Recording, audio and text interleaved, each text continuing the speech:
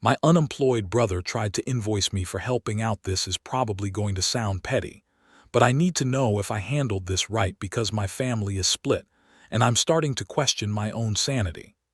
3 months ago, my younger brother Tyler, 28, got evicted from his apartment. He'd been unemployed for about 3 months at that point after getting fired from his retail job for attendance issues, and basically ran out of money. Our mom can't take him and she's living paycheck to paycheck in a one-bedroom place, so Tyler called me asking if he could crash at my place, temporarily, while he got back on his feet. I've got a 3-bedroom house in Phoenix, decent job as an account manager at a logistics company, and honestly, I felt bad for the guy. Tyler's always struggled with employment. He'll get a job, do okay for a while, then something happens and he's back to square one. Part of me thought maybe having some stability would help him finally get his shit together. But I learned my lesson about family and money the hard way when I was younger, so I made sure we had a clear arrangement from day one. The deal was simple. Tyler could stay in my spare room for free, eat my food, use my utilities, plus I'd give him $100 cash every week for basic expenses. In exchange, he'd handle the housekeeping, dishes, laundry, keeping the common areas clean, taking out trash, basic maintenance stuff. Nothing crazy, just keeping the place functional since I work long hours and honestly hate doing that stuff anyway. Tyler seemed grateful and agreed immediately. Said it would give him time to job hunt properly without stressing about rent. Fair enough. For the first month, things were actually okay. The house stayed clean. Tyler seemed to be applying for jobs, and I felt good about helping family without being taken advantage of. I even started thinking maybe this could work long-term if he found steady work. Then last week, Tyler approached me with a fucking itemized invoice. I'm not kidding. He had it typed up and printed out like he was billing a client. The header said additional services rendered, and it had 2 line items: dog walking services daily, $125 week, photo organization project, $75, $1 time fee. He explained that since he'd been walking my dog during his daily walks and had spent time organizing some old family photos I had in boxes, these fell under keeping the house nice, but were above and beyond our original agreement. He said he'd researched market rates and was actually giving me a discount because we're family. I just stared at this invoice for a solid minute trying to process what was happening. Tyler, I never asked you to walk my dog. Rex has a doggy door and a fenced yard. He doesn't need daily walks. But I wanted to help him get more exercise. I've been taking him around the neighborhood every day for the past month. And the photos. You mentioned once that you wanted to get them organized someday, so I took the initiative. I spent like 6 hours going through them and sorting them chronologically. Here's the thing. I did mention the photos thing like 2 months ago, in passing, as something I might do eventually when I had time. It wasn't a request or a project I assigned him.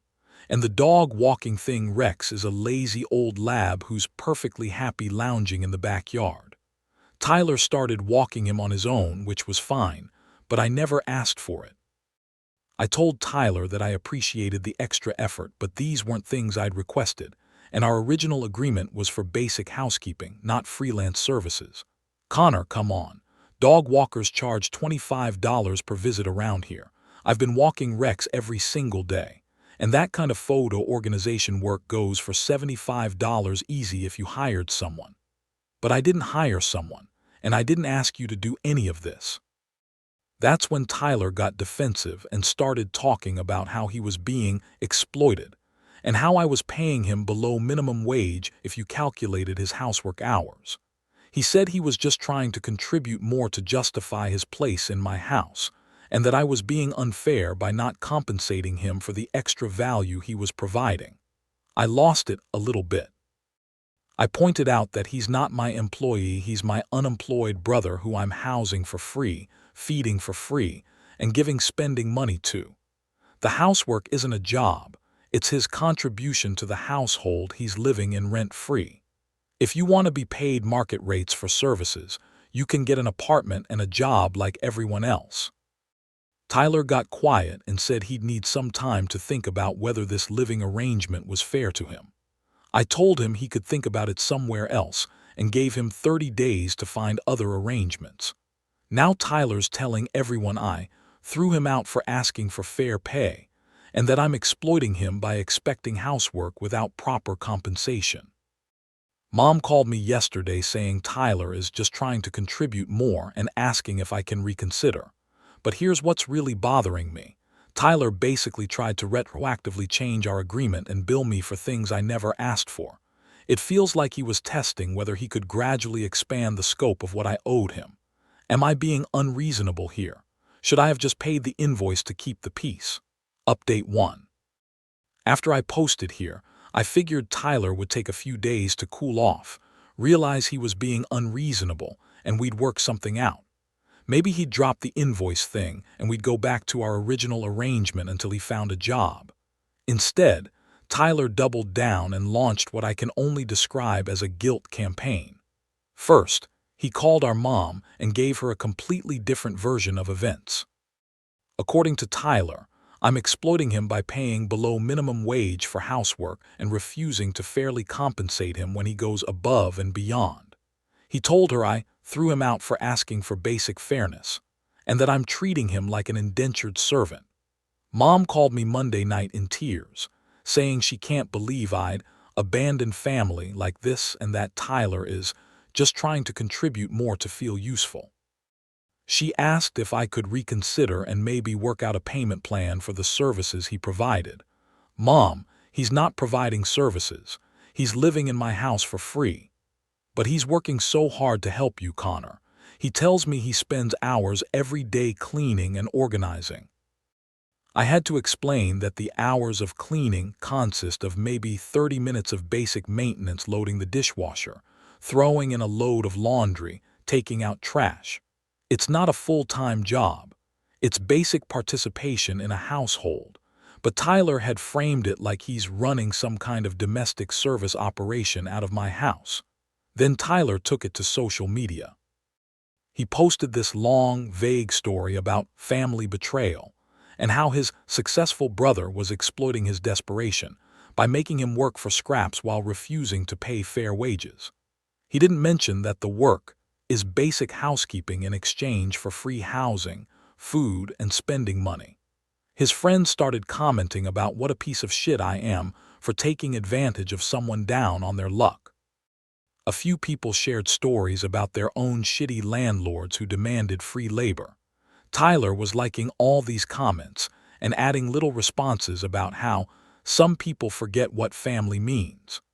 The worst part is that Tyler's been telling people he's been essentially working full-time for me.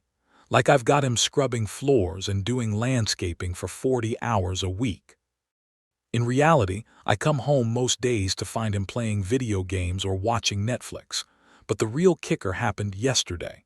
I came home from work and Tyler was hosting what can only be described as a strategy session in my living room. 3 of his friends were there with laptops and legal pads, helping him figure out his options. One of them saw me come in and said, "Oh hey, you must be the landlord Tyler's been telling us about." Landlord, like I'm some slumlord exploiting tenants. Tyler jumped up and started explaining how they were researching squatters' rights and whether he could claim tenant status after 3 months of residence. Apparently, someone told him that in some states, you can't just evict someone without proper legal process once they've established residency. I asked Tyler's friends to leave. They started packing up their stuff, but not before one of them said, "You should really consider mediation, man. Tyler just wants what's fair." After they left, Tyler and I had it out. What the hell was that about, Tyler? I'm just exploring my options. You can't just throw me out without proper notice because I asked for fair compensation. You're not a tenant. You're my brother who I'm letting stay here for free. I've been here for 3 months, Connor. I have mail coming here. I've established residency. You can't just decide I don't have rights because you don't want to pay me. That's when I realized Tyler had been planning this for a while. This wasn't just about the invoice he'd been setting up to claim legal protection to stay in my house indefinitely. I called my coworker Mike, who went through something similar with his own brother a few years ago.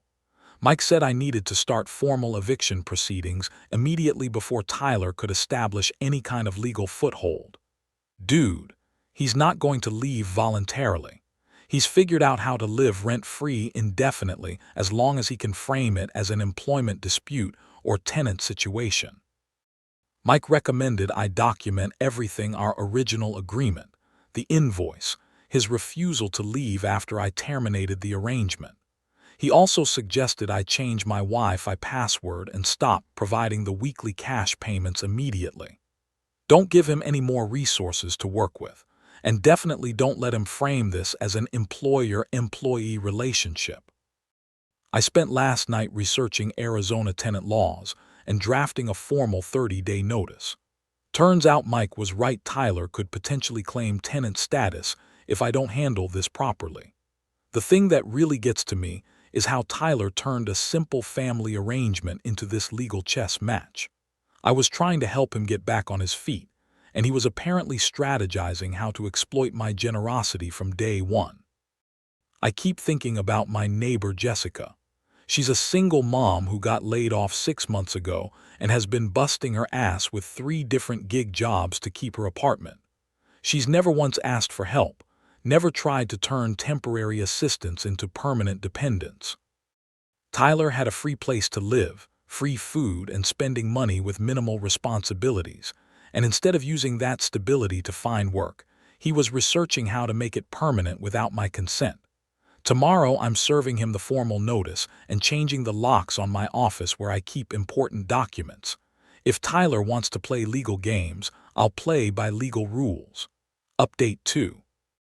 I found out what Tyler was really doing during his photo organization project, and it's so much worse than I thought.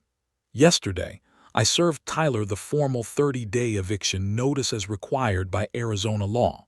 I also changed my Wi-Fi password and told him the weekly cash payments were done since he decided our arrangement was unfair.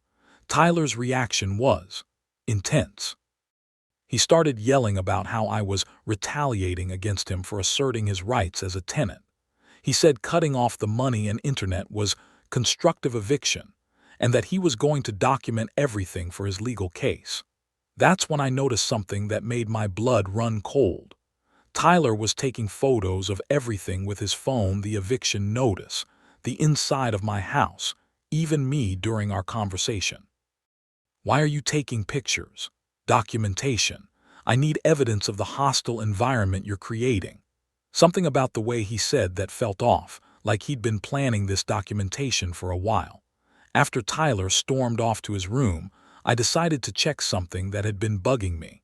Remember the photo organization project he tried to invoice me for?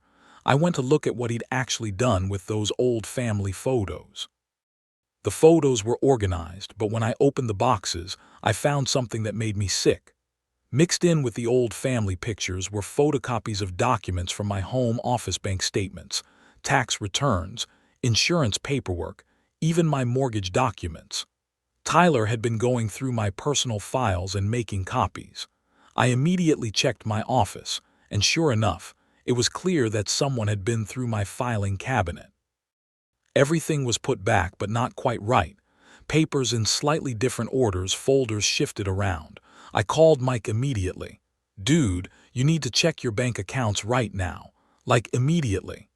I spent the next 2 hours going through my financial records online. So far, I haven't found any unauthorized charges or accounts opened in my name, but the fact that Tyler photographed my personal information has me completely paranoid. But that's not even the worst part. While I was checking my bank statements, I noticed a bunch of food delivery charges I didn't remember making. Grubhub, DoorDash, Uber Eats all delivered to my address over the past month. Total damage was around $300. When I confronted Tyler about it, he acted like it was no big deal. You said I could eat whatever I wanted. I meant the groceries I buy for the house, not ordering restaurant food with my credit card. You never specified that food delivery wasn't included. This is the same guy who tried to invoice me for walking my dog. He'd been racking up hundreds in delivery charges while simultaneously claiming I was exploiting him. Tyler also apparently gave my address to some of his bill collectors. I found collection notices in my mailbox for his old debts, a credit card, a medical bill, and something from a payday loan company. When I asked him about it, he said he needed to use my address because he didn't have a permanent residence. Tyler, these companies now think I'm associated with your debts. It's just a mailing address, Connor. It doesn't mean anything. But it does mean something. These collection agencies now have my address tied to his financial problems. Who knows what kind of impact that could have on my credit or my ability to refinance my mortgage down the road. The more I uncover, the more I realize Tyler wasn't just being entitled about money, he was treating my house like his personal resource center. My address for his legal problems, my credit card for his food, my office documents for whatever scheme he was planning. Mike suggested I call the police about the document copying, but I'm not sure it rises to the level of criminal behavior since he was technically authorized to be in my house. At minimum, you need to freeze your credit and monitor your accounts closely. And maybe consider a home security system if he tries to come back after the eviction. I've already contacted my bank and credit card companies to put fraud alerts on my accounts. I'm also going to invest in a home safe for important documents. The thing that really pisses me off is that I genuinely tried to help Tyler get back on his feet. I gave him a stable living situation with minimal expectations, thinking that would give him the security he needed to find work and rebuild his life. Instead, he was apparently using that time to research my finances and figure out how to extract maximum value from our arrangement. Tomorrow, Tyler's got 28 days left on his eviction notice. But based on everything I've discovered, I don't trust him to leave quietly or to not cause damage on his way out. I'm also realizing that Tyler's previous eviction probably wasn't just about unemployment. Somebody who schemes like this doesn't suddenly develop these skills overnight. My mom still thinks I'm being too harsh, but I sent her photos of the collection notices and told her about the document copying. She got really quiet and said she'd call me back. Part of me hopes this is rock bottom for Tyler and that facing real consequences will finally wake him up to how destructive his behavior has become. But honestly, I'm just focused on getting him out of my house and protecting myself from whatever he tries next. Final update. Tyler moved out yesterday, but not before trying one last scam that was so audacious I almost had to admire the balls of it. The last 3 weeks were tense but relatively quiet. Tyler kept a low profile, which honestly made me more nervous than when he was being confrontational. I figured he was planning something. 2 days ago, my mom called to tell me she'd finally had a real conversation with Tyler about his behavior. She said she'd been thinking about the document copying and the collection notices, and it reminded her of some problems Tyler had caused when he was younger. I think I've been enabling him, Connor. I kept making excuses because I didn't want to see him homeless, but you're right, this isn't just about unemployment. Mom told Tyler he could stay with her temporarily, but under the same conditions I'd set housework in exchange for room and board, no cash payments, and absolutely no access to her personal documents or finances. Tyler lasted exactly 2 weeks at Mom's place before announcing he'd found a better situation with some friends. Yesterday was moving day, and I took the day off work to make sure everything went smoothly. I wanted to be present when Tyler packed up his stuff, partly for security and partly because I didn't trust him not to take things that weren't his. Tyler showed up around 10 a.m. with 2 friends and a U-Haul. I'd already done a walkthrough of my house documenting the condition of everything, just in case. The packing went fine for the first hour. Tyler was being civil, almost professional, which should have been my first warning sign. Then, as they were finishing up, Tyler asked to speak to me privately. "Connor, I want to apologize for how things got complicated between us. I know you were trying to help, and I let my financial stress make things weird." It actually sounded sincere, and for a moment I thought maybe Tyler had finally gained some self-awareness about his behavior. Then he handed me another fucking invoice. This one was titled Final Statement for Services Rendered and included 3 months of housework calculated at $15 an hour for what he claimed was 20 hours per week. The total was $3,600. I stared at this thing in disbelief. Tyler, you're kidding me. I've been thinking about our arrangement, and I realized I was undervaluing my contribution. If you calculate the actual time I spent maintaining your house, plus the dog walking and organization work, you owe me for 3 months of labor. You weren't my employee. You were my brother who I was helping out. But I was providing services that you would have had to pay someone else to do. It's only fair that I'm compensated for that value. Tyler went on to explain that he'd researched employment law and believed our arrangement constituted an implied contract for domestic services. He said if I didn't pay the $3,600, he'd have to pursue other options to collect what he was owed. When I told him absolutely not, Tyler got this smug look and said he'd be taking some of my belongings as payment for services rendered, since I was refusing to honor the debt. That's when I called the police. 2 officers showed up within 20 minutes. Tyler tried to explain his position that he'd been working for me for 3 months and I was refusing to pay wages. He actually showed them the invoice like it was a legitimate bill. The older officer listened patiently, then asked Tyler some questions. Did you have a written employment contract? No, but we had a verbal agreement. Did you receive any payment during this time? He gave me room and board plus $100 a week. So you were receiving compensation for your living arrangement. Yes, but not for my labor. And you were free to leave this arrangement at any time. Well, yeah, but... The officer cut him off and explained that Tyler had been a guest in my home, not an employee, and that taking my property without permission would constitute theft regardless of any perceived debt. Tyler's friends, who had been quietly loading the truck during this conversation, suddenly became very interested in finishing up quickly. They clearly didn't want any part of a theft situation. Tyler tried one more angle, claiming that some of the items he wanted to take were gifts I'd given him over the years. The officer asked me to clarify which items Tyler was referring to. Turns out Tyler was planning to take my PlayStation, my coffee maker, and a power drill from my garage. All things he'd used while living there, but definitely not gifts. The officer told Tyler he needed to leave with only his personal belongings, and that any attempt to take my property would result in theft charges. Tyler finally backed down, but he was pissed. As Tyler's friends finished loading his actual belongings, Tyler made one final comment. "You're going to regret treating family like this, Connor. I was the best thing you had going in terms of household management." I almost laughed. The best thing I had going was Tyler not being in my house. After they left, I did a complete inventory of my belongings.